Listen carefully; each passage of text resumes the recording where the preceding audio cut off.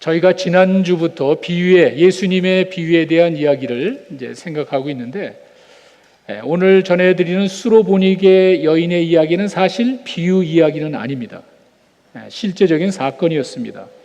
그런데 오늘이 어머니 주일입니다. 그래서 자녀를 사랑하는 어머니의 모습을 한번 살펴보려고 이 말씀을 정했고, 사실 이 말씀 가운데 비유적인 표현이 있습니다. 그런데 예수님께서 이상할 정도로 이해하기 어려운 이상한 이야기를 하셨습니다. 그 비유적인 이야기가 뭔지 한번 저희가 살펴보려고 합니다. 배경을 보시면은요, 24절에 두로 지방으로 가셨다 그러죠. 지도를 보시면은요, 갈릴리에서 위쪽, 북쪽으로, 왼쪽이니까 북서쪽이 되겠죠. 서쪽인가 동쪽인가 하여간 올라가서 왼쪽, 북서쪽 해안 지방입니다. 그게 무슨 말이냐면은 예루살렘과 갈릴리에서 좀 떨어졌다는 말이에요. 떨어진 외진 지역으로 예수님께서 이제 가셨습니다. 네, 여러분 6장 53절에 가시면은요, 그 바로 앞장에 가시면은요, 예수님이 그 게네사렛 지방에 계셨다는 말이 있습니다. 게네사렛은 여러분 그 갈릴리 호수 근처 아니에요? 갈릴리 호수에서 있다가 뚝 떨어지신 거예요. 저 북쪽, 서쪽으로 해안 도시로 쭉 가셨습니다. 아마 예수님이 개인적인 시간을 좀 갖기 원하셨던 것 같아요. 근데 여러분 잘 기억하십시오. 예수님이 피곤해가지고 그냥 단순히 쉬려고 하신 거는 아닌 것 같아요. 예수님께서 내가 피곤하니까 사람들 떨어져서 쉬려고 한다는 생각도 있겠지만 모르겠죠. 더 중요한 거는요, 제자들하고의 개인적인 시간을 필요로 하신 것 같아요. 공적인 사역에서 이야기하면은요, 때로는 제자들이 잘 이해를 못합니다. 그랬을 때 그 자기가 예수님이 선택한 제자들에게 정확하게 알려주기 위해서 따로 개인적인 시간을 가졌던 그런 기록이 있습니다. 오늘 본문에도 있습니다. 본문 앞에 가시면은요, 마가복음 7장 17절에 이런 말이 있습니다. 무리를 떠나 집으로 들어가셨다 그럽니다. 그러니까 이렇게 많은 사람들이 있는 지역에서 좀 떨어진 다음에 어느 한 집에 들어가셨습니다. 왜 들어갔죠? 제자들이 이야기를 합니다. 도대체 그 비유가 무슨 말입니까? 제자들이 공적인 자리에서 들었지만 이해를 못했습니다. 그랬을 때 18절에 예수께서 이르시되 너희도 이렇게 깨달음이 없느냐? 너도 왜 이렇게 이해를 못하느냐? 하시면서 설명해 주는 내용이 거기 나옵니다. 이게 예수님의 교육 방법이에요. 공적인 자리에서 이야기하는 걸 만족하는 게 아니에요. 저희가 목장 사역을 하는 이유가 바로 그겁니다. 제가 이렇게 설교할 때는 여러분 그냥 듣기만 하죠. 궁금한 거 많을 겁니다. 여러분 목장에 가시면은요, 개인적으로 이야기를 할 수 있습니다. 전에 한번 예수님께서 가이사라 빌립보라는 지역도 또 마찬가지예요. 그 뚝 떨어진 해안 지방의 깊숙한 산골로 들어가셨어요. 가이사라 빌립보에 가시더니 예수님께서 제자들에게 묻습니다. 사람들이 나를 누구로 하느냐? 그냥 쉬러 가신 게 아니었어요. 그냥 외적으로 보면은 피곤하고 음식 드실 시간도 없을 정도로 바쁘니까 조용한 시간도 필요하겠지만, 그때 예수님이 제자들에게 물었습니다. 나는 열심히 사역하는데 사람들이 제대로 이해하나? 엉뚱한 답이 나오잖아요. 사람들이 날 누구냐라고 이야기했을 때 이 사람들이 엉뚱한 답을 합니다. 이렇게 예수님은요, 공적인 자리에서 말씀하신 걸로 만족하는 게 아니에요. 따로 조용한 시간에 조용한 장소에서 제자들에게 제대로 이해하고 있는지 확인을 합니다. 저에게 목장 사역이 그거예요. 이렇게 여러분이 말씀 듣고 난 다음에 목장에 가셔서 자유롭게 질문도 하시고, 목자들이 여러분들을 위해서 답도 주시고 기도도 하는 시간을 갖죠. 아마도 이런 이유 때문에 예수님이 좀 떨어지셨던 것 같아요. 그래서 제자들 이야기 좀 하려고 했는데 그게 그렇게 쉽게 되질 않습니다. 예수님에 대한 이야기 많이 퍼지니까 사람들이 찾아오겠죠. 그 중에 한 여인이 찾아왔습니다. 성경에 헬라인 수로보니게 족속이다 이렇게 돼 있죠. 우리말로 수로보니게는 시리아에 있는 보니게라는 말은 페니키아, 그래서 그 시리아 지역에 있는 페니키아인, 이 말이 정확하게 지금의 레바논 근처로 보시면 됩니다. 멀리 떨어져 있지는 않지만 그 레바논 지역에 한 여인이 찾아왔는데 자기 딸이 너무 고생을 합니다. 내 사랑하는 딸이 귀신에게 막 그 고통당하는 모습이 너무 마음이 아팠어요.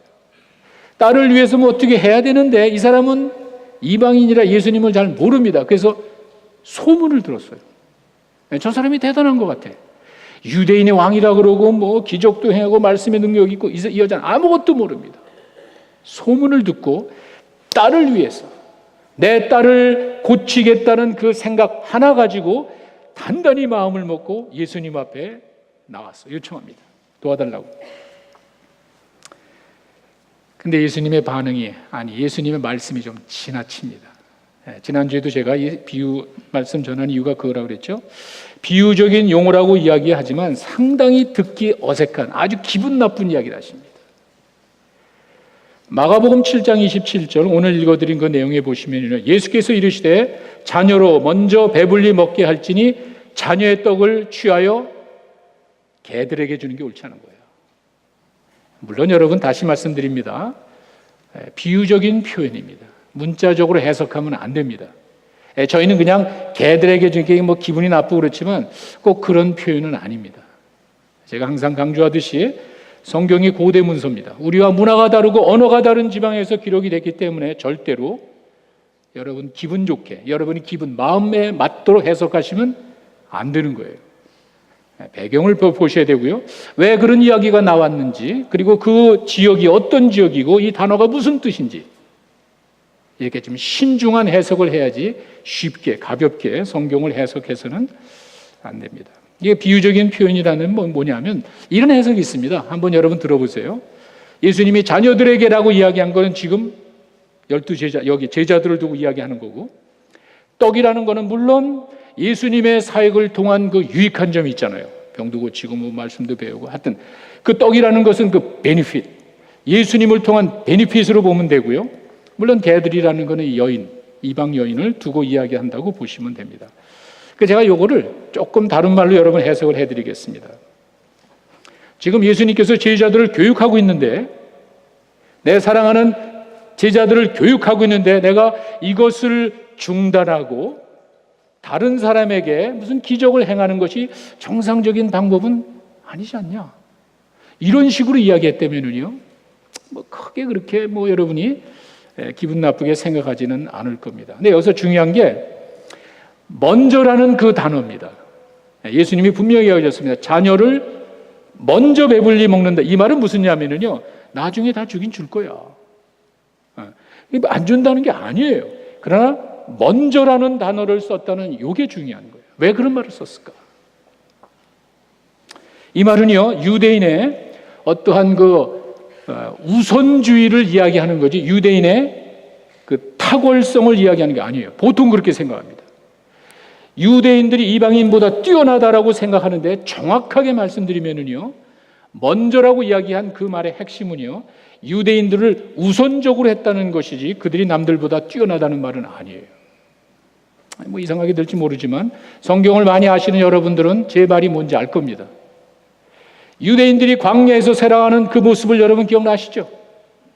유대인들이 가나안에 들어서 살아가는 그 모습을 아시죠? 툭 하면은 불평하고 원망하고 우상숭배하지 않습니까? 뛰어난 게 뭐가 있습니까?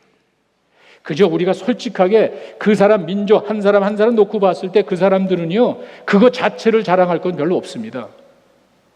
그들이 가지고 있는 하나님에 대한 신앙과 그들이 먼저 선택을 받았다는 이 사실이 중요한 것이지 그들이 뛰어난 다른 사람이랑 비교했을 때 그 뛰어난 무엇을 강조하는 것은 아닙니다. 그래서 성경은 먼저 그렇게 이야기합니다. 근데 이 말을 좀 더 여러분들에게 해석을 한다면 뭐냐면요 하나님께서 유대인을 선택하셔서 그들에게 하나님의 말씀을 주시고요 그들을 통해서 일을 하시는 거예요. 아브라함에게 그렇게 이야기했습니다. 우리가 흔히 말하는 아브라함의 축복이라는 게 바로 그거예요. 하나님이 아브라함을 먼저 부르셔서 아브라함의 하나님의 말씀을 주시고요 그 말씀을 전하는 그 아브라함을 통해서 하나님이 복을 주시겠다는 거예요. 그 말씀을 통해 주어지는 복이 얼마나 많습니까? 우리에게 주어지는 그 영생의 복을 포함한 수많은 것들이 사실은 유대인으로부터 지나간다는 거예요. 순서를 이야기하는 거예요. 먼저 그걸 통해서 전달하겠다는 것이 하나님의 뜻이었어요. 이제 그걸 자랑합니다. 우리가 먼저 이거는 잘못된 것 아니에요. 근데 이것이 마치 너하고 나하고 이런 탁월성으로 보시면은 안 됩니다. 창세기 12장 1절에서 3절에 나와 있는 그 말을 가만히 살펴보면은요, 하나님께서 아브라함에게 주시는 복의 근원과 복이라는 것이 뭐냐면은요, 아브라함을 통해서 그가 전해주는 그 말씀을 통한 수많은 사람들이 복받는 그것을 말하는 거예요. 그것이 지금 우리에게 무슨 의미가 있습니까? 우리가 먼저 복음을 받았잖아요. 우리가 하나님의 말씀을 먼저 받았기 때문에 우리가 다른 사람에게 전해주는 그런 위치에 있잖아요. 그게 우리에게 얼마나 큰 축복입니까? 저희가 단기 선교 나갑니다. 어디로 갑니까? 아직도 복음을 모르는 사람들에게 가는 거예요. 그게 우선이에요. 그게 우리들의 사명. 왜? 먼저 받았기 때문에. 뭐 뛰어난 게 있습니까? 그건 아니죠. 우리가 단지 먼저 복음을 받았기 때문에 우리도 나가서 복음을 전합니다. 이것이 아브라함의 축복이 우리와 같다는 이제 그런 말입니다. 자, 이제 이런 것들을 생각을 하면은 그 배경을 여러분들이 이해를 하신다면은요, 맞아. 유대인의 뛰어난 점이 무슨 뭐 대단한 뭐 능력이라든지 무슨 특별한 복을 주었다는 말이 아닙니다. 그것을 신약으로 가면은 사도 바울이 분명하게 이야기를 하죠. 로마서 3장 1절에 가시면은요, 1장 2장에서 계속 이방인과 유대인을 비교하면서 도대체 그럼 유대인이 난 게 뭐야? 그런 이야기를 하죠. 그러면 도대체 유대인이 뛰어난 게 뭐냐? 할례 유익이 도대체 뭐냐? 범사에 많지만 우선은 먼저는 하나님의 말씀을 맡은 거야. 바로 이거예요.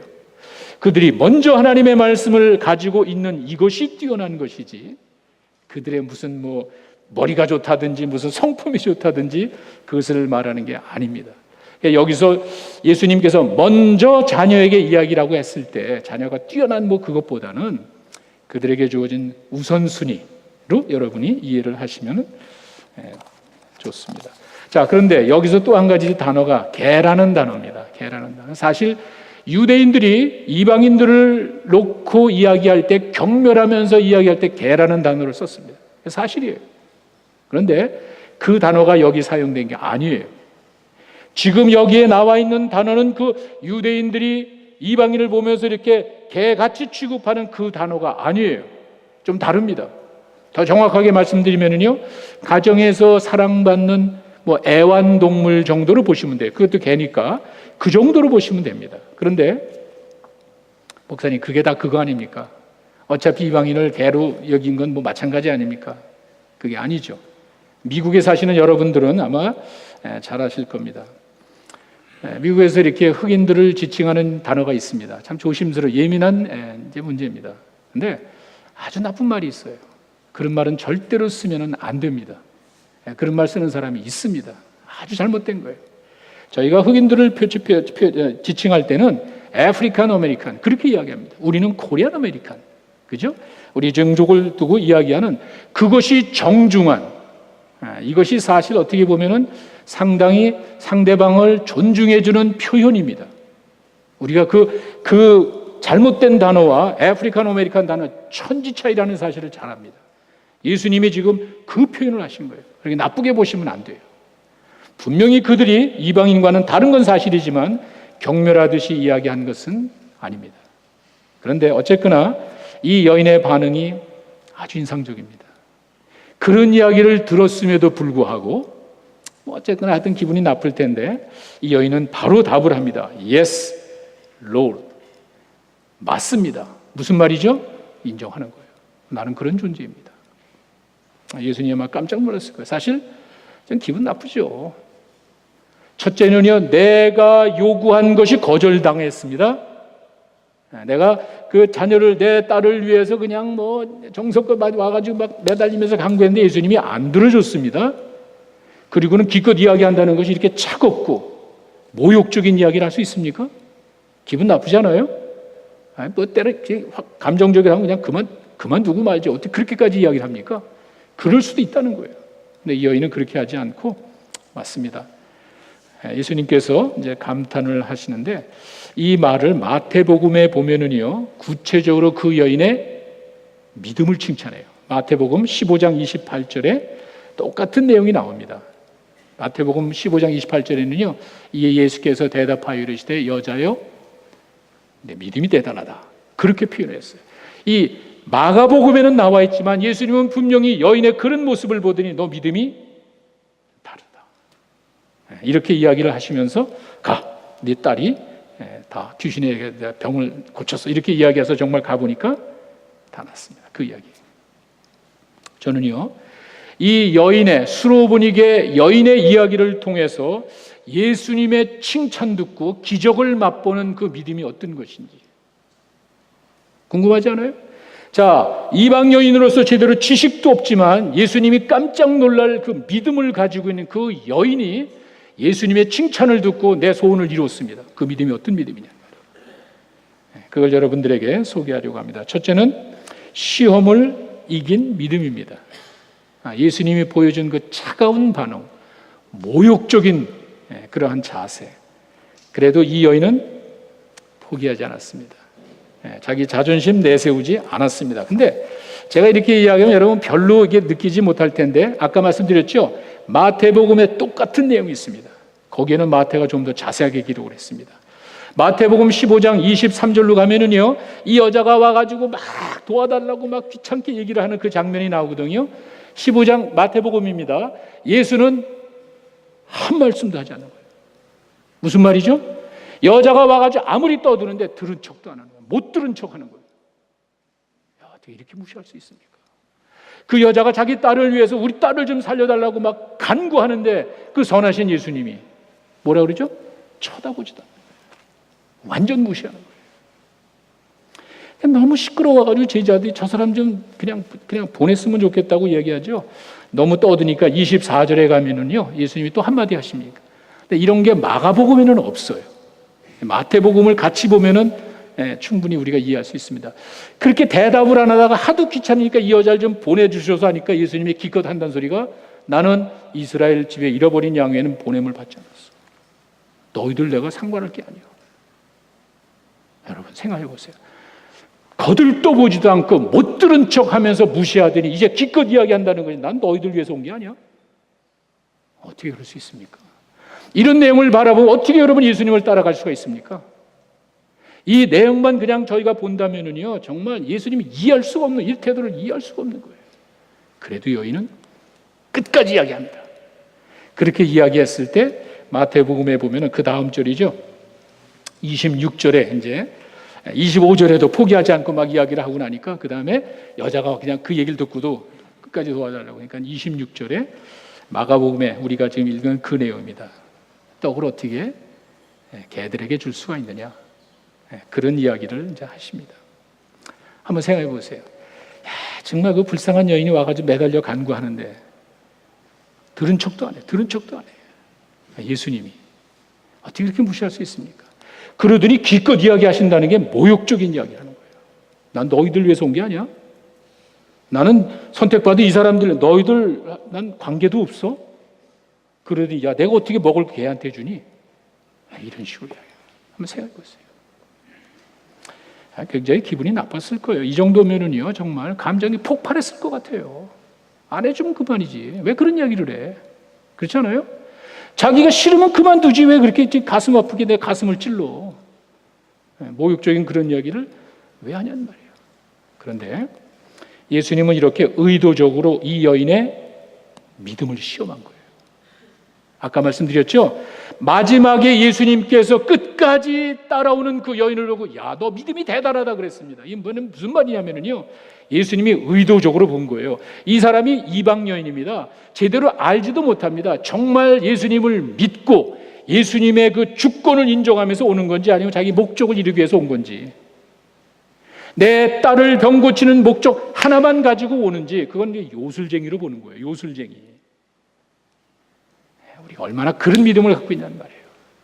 하나님에 대한 온전히 신뢰하는 믿음을 가지고 하나님의 주권을 인정하면서 나오는 게 아니라 내 욕심을 이루기 위해서 여러분이 주님 앞에 나오고 내 욕심을 이루기 위한 수단으로 기도하는 경우가 얼마나 많냐는 말이에요. 그거 안 되면은 불평하고, 예수님이 그걸 보는 거예요. 그 믿음을 시험하는 거예요. 가만히 두고 본 거예요. 그리고 처음에 왔을 때 거들떠보지도 않고, 그리고 조금 얘기하고 나는데 아니야, 난 너희들하고 관계도 없어. 야, 어떻게 내가 떡을 개들한테 주니? 이렇게 이야기한 거예요. 자, 이러한 과정을 거치면서 이 여인은 흔들리지 않는, 정말 아까 말씀드렸죠. Yes, Lord 이렇게 하면서 맞습니다. 맞는 거거든요. 사실이 틀려서가 아니에요. 사실인데도 기분 나쁘면 우리는 안 하거든요. 왜 그런 소리예요? 그건 예수님이 말씀하신 게 잘못된 건 하나도 맞는 이야기예요. 때려치면 그만해요. 이 여인은 끝까지 그 믿음을 가지고 단순히 내 딸을 낳는 정도가 아니라 예수님의 주권을 인정하는 그런 믿음을 보여준 거예요. 이 여인은 시험에 통과된, 인정된 믿음을 가졌다는 이제 그런 말입니다. 이 믿음이 소원을 이룬 거예요. 기적을 맛본 거예요. 두 번째는 이 여인의 겸손한 믿음입니다. 예수님이 그런 이야기를 하셨을 때 우리 인간, 저 같은 사람, 인격이 부족한 저 같은 사람은요, 기분 나빴을 것 같아요. 그런 얘기 들으면서까지 정말 하여튼 그런 생각을 할 수 있을 것 같아요. 예수님이 이렇게 무시하고요, 들은 척도 안 하고요, 이상한 소리 하고요, 모욕적인, 소원을 안 들어주는 것뿐만이 아니라 거기다 막 가슴에 모욕적인 이야기가 들었을 때 정말 기분이 나빴을 것 같아요. 그런데 이 여인은 그렇게 하지를 않습니다. 맞습니다. 무슨 말이죠? 나는 그런 존재입니다. 여러분 그렇게 할 수 있어요? 누군가가 여러분 자존심을 긁으면은 여러분 맞아, 그게 내 모습이야. 그렇게 할 수 있어요? 이게 쉬운 일이 아니에요. 그저 우리가 이야기를 읽어 내려가면서 있죠. 그 여자 당사자로 한번 돌아가 보세요. 내가 내 딸을 살리기 위해서 간다는 건 좋지만 그래도 어떻게 그런 이야기를 하냔 말이에요. 그런데 이 여인은 맞죠, 사실이죠. 이방인이니까 그대로 인정하는 거예요. 겸손이 다른 게 아닙니다. 내 자신을 인정하는 게 겸손이에요. 감추는 게 교만이에요. 참 이 여인은 맞습니다. 나는 그와 같은 존재입니다. 그런데 이렇게 나가는 거예요. Yes, Lord 하면서 but 이렇게 나가는 거예요. 당신 말은 100% 맞는데 혹시 이럴 수도 있지 않습니까? 부스럭이라도 이렇게 나가는 거예요. 상당히 겸손한 모습이죠. 그 당시 사람들의 지금도 그래요. 중동 팔레스타인 그쪽에 가면 음식을 이렇게 손가락으로 먹으니까 그냥 떨어집니다. 그러니까 우리가 여러분과 나는요 그 문화가 아니기 때문에 포크 칼로 이렇게 하니까 떨어지는 게 없죠. 일부러 떨어져야 되는 거야. 이건 개나 이런 그냥 그게 아니에요. 보통 먹다 보면 여기 주변에 떨어지니까 이건 또 옆에 있는 개들이 그냥 자연스러운 모습이었어요. 어떻게 보면은 그 문화에서는 이게 그렇게 우리가 생각하듯이 아주 모욕적인 그런 건 아니었을 거예요. 여인도 그런 걸 압니다. 그런데 이 여인이 보여준 그 자세는요 굉장한 신학적인 의미가 있어요. 아마 예수님이 그에 감동되신 것 같아요. 무슨 말이냐면은 이 여인의 마음속에는요 맞습니다. 비록 내가 개 취급을 당할지라도 당신이 얘기했듯이 난 그게 맞습니다. 그게 내 모습입니다. 그런데 주인의 상에서 나오는 그 무한한 은혜와 축복의 일부라도 받을 수 있지 않습니까? 그 말이에요. 다른 말로 할까요? 나는 이방인이기 때문에 그 은혜의 식탁에 못 갑니다. 나는 이방인이기 때문에 당신들 같이 그런 여호와 메시아의 축복을 받을 자격이 없습니다. 그런데 그 여호와의 그 무한한 은혜와 무한한 축복의 일부라도 주실 수 있잖아요. 그런 말이에요. 어떻게 했어요? 예수님이 깜짝 놀랐을 거예요. 이야, 막 번쩍했을 거예요. 그런 그 진실한 겸손한 그 마음에 여러분 정확하게 제가 읽은 마가복음 7장 29절에 가시면은요, 여긴 또 마태복음엔 또 이런 말이 없어. 마가복음 7장 29절에 가시면은요, 이런 말이 있습니다. 예수께서 가라사대 이 말을 하였으니. 정확하게 그것 때문이에요. 이 여인이 가지고 내 자신을 인정하고 예수님의 주권을 인정하고 나를 완전하게 주님 앞에서 낮추는 그 말을 했기 때문에 정확하게 얘기하잖아요. 예수님, 네가 이 말을 하는 거 보니까 예수님이 깜짝 놀란 거예요. 내가 그런 말을 하는 거 보니까 너는 정말 겸손하구나. 내가 네 소원을 들어줄게. 이거는 처음은 아닙니다. 여러분 또 아시는 이야기 하나가 있죠. 백부장에 대한 이야기를 아십니다. 백부장이 자기 하인이 병들었어요. 종이 병들었어요. 하인도 아니고 종. 이게 무슨 말이냐면요, 그 당시 하인은요 상품입니다. 인격이 없죠. 그 당시 하인은요 내가 죽여도 되고 쓸모없으면 갖다 버려도 되고 노예시장에다 갖다 팔아도 되고 아무런 가치가 없는 거예요. 힘이 없고 병들어 빌빌대면 그냥 갖다 버리면 그만이에요. 근데 뭐하러 그것 때문에 백부장이 이 종을 고치려고 그렇게 막 노력을 합니까? 이 사람 아주 보통 사람이 아닌 것 같아. 그래서 여러분 그 성경에 보면은요, 누가복음 7장 4절에 옆에 그 장로들이, 유대 지도자들이 참 좋은 사람입니다. 이 사람에게 이런 일을 하는 게 합당합니다. 참 이분은 좋은 사람인 것 같아요. 근데 예수님이 고쳐주려고 그럼 가야지, 고쳐줘야지. 그래서 예수님이 그 집에 가니까 이 백부장의 사람, 어떻게 우리 집에 들어오시면 누추한 곳에 어떻게 우리 집에 들어오십니까? 그렇게 하지 마시라. 여러분 한번 생각해 보세요. 로마 정부의 백부장입니다. 피지배 지역에 지배자가 갔을 때 집이 엄청나게 좋았을 거예요. 화려했을 거예요. 백부장 정도면요, 지금 가버너 집에 한번 가보세요. 가버너 맨션에 여러분 한번 가보세요. 더 하겠죠. 왜? 나는 지배자니까. 피지배자들을 억압해가지고 얼마든지 좋은 집에 살 수 있어요. 엄청나게 좋은 집 살았을 거예요. 이 사람은 그렇게 생각하지 않습니다. 우리 집에 들어온 거 내가 감당할 수 없습니다. 하면서 7장, 누가복음 7장 7절과 8절에 가면은 그렇게 할 필요 없습니다. 감당하지를 못합니다. 그 집이 그렇게 좋은데. 그게 아니에요. 그냥 이야기만 하십시오. 어쩌면은요, 이 사람이 그 생각을 한 것 같아요. 유대인들은 선택받은 거룩한 백성이고 우리는 이방인이에요. 유대인들은 이방인 집에 가는 걸 더럽게 생각해. 내 집이 아무리 화려하고 내 집이 아무리 크더라도 아마 저분은 그렇게 생각 안 할 거야. 그 생각을 한 것 같아요. 들어오지 마시라. 그러면서 자기 경험을 이야기하죠. 나도 군인인데 내가 한마디 하면 다 되는데 뭘 그런, 내가 부하들 다 시켜, 내가 백부장인데 야 너 가서 뭐 가. 그럼 이사 다 하는데 선생님 뭐하러 그렇게 합니까? 오시지 마. 그냥 말씀만 하세요. 예수님이 깜짝 놀라가지고 누가복음 7장 9절에 가면은요, 내가 이스라엘 중에도 이만한 믿음을 본 적이 없어. 무슨 믿음이죠? 겸손한 믿음이잖아요.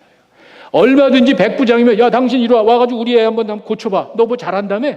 너 기적을 행한다며? 한번 와서 그래도 되는 거. 왜? 지배자니까. 옛날에 일본 사람이 우리 한국 사람 얼마나 못된지 그러고 얼마든지 할 수 있는 거예요. 힘이 있잖아요. 그런 위치에 있잖아요. 우리 저 종이 죽었대 당신 한번 와서 좀 고쳐봐. 할 수 있는 거 아니에요. 그게 아니잖아요. 오지 마세요. 누추한 집. 뭐가 누추합니까? 화려하고 크고 좋은 집인데. 아니. 그냥 말씀만 하세요. 제가 감당을 못하겠습니다. 무슨 믿음이죠? 예수님이 이스라엘 중에도 이만한 믿음을 본 적이 없다는 게 무슨 믿음이죠? 겸손한 믿음이에요. 겸손한 믿음이 기적을 가져오게 될 줄로 믿습니다. 칭찬 듣는 믿음이에요.